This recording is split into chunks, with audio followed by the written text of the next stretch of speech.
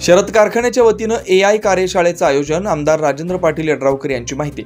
ऊस उत्पादक शेतकऱ्यांना कृत्रिम बुद्धिमत्ता अर्थात AI तंत्रज्ञानाद्वारे घेतल्या जाणाऱ्या ऊस उत्पादनाची सखोल आणि सविस्तर माहिती व्हावी या उद्देशानं शरद सहकारी साखर कारखाना लिमिटेड नरंदे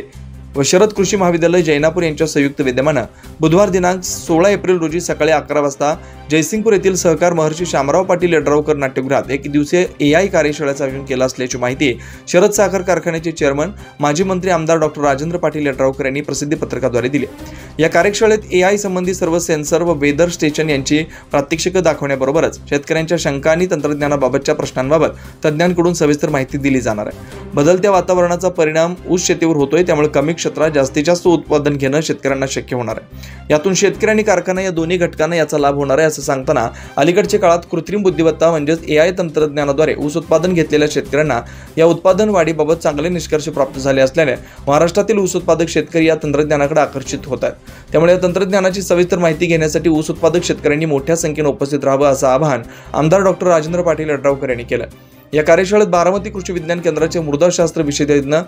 डॉक्टर विवेक भोईटे तसेच बारामती कृषी विज्ञान केंद्राचे विषय विशेषज्ञ कृषी विद्या विभाग मान्य संतोष करंजे, वसंतदादा शुगर इन्स्टिट्यूट पुणे या संस्थेचे मुख्य शास्त्रज्ञ, पीक उत्पादन व संरक्षण विभाग डॉक्टर AD कडलग उपस्थित राहून मार्गदर्शन करणार असल्याचं पत्रकात शेवटी म्हटलंय।